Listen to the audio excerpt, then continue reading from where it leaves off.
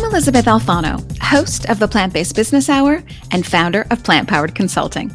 On today's episode of the Vegan Museum Presents, we sit down with Advisory Council member and Executive Director of Jewish Veg, Jeffrey Spitz Cohan.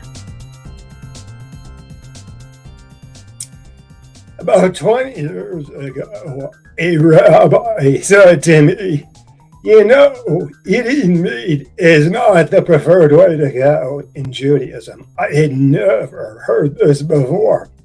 But about 5 years after that, I was in synagogue, and it happened to be when the part of the Torah, or our Bible, that was being read was the first chapter in Genesis, the creation story. Right there in the first chapter, verse 29, it says, I'm paraphrasing, "Eat the plants and only the plants." So on the spot, I went from carnivore to vegetarian. It was a couple of years after that when the book Eating Animals by Jonathan Safran Foer came out. And that book, if you've read it, I do recommend it, and I recommend you give it to people, goes into tremendous detail about the horrific practices in animal agriculture. And before I'd even finished that book, I said to my wife, Catherine, it isn't enough for us to be vegetarian. We need to go vegan for the animals. And there's been no looking back.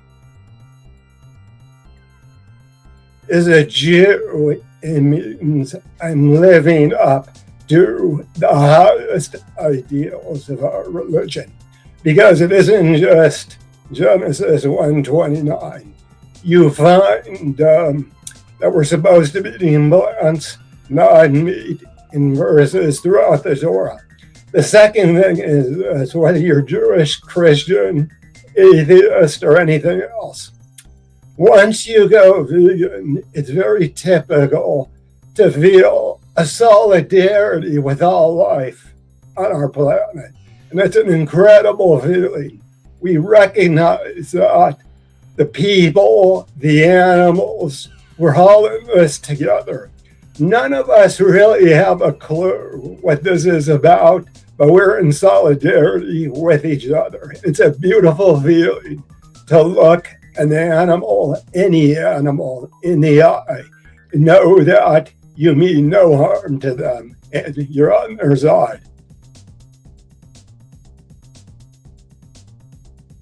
We have to tell people, because it's true, that we're not trying to change their minds or change their beliefs. We're just trying to get them to align what they're doing with what they already believe. Because, at least in the United States, polls have showed 98% of Americans are opposed to animal suffering. Look, in a divided country like ours, you can't get 98% of people to agree that the sun sets in the west. But we can agree that we don't want to cause animal suffering. By tapping into that in people and showing them that a vegan lifestyle doesn't require them to change their mind, it just requires them to end the cognitive dissonance they should be feeling, they're much more receptive to our message.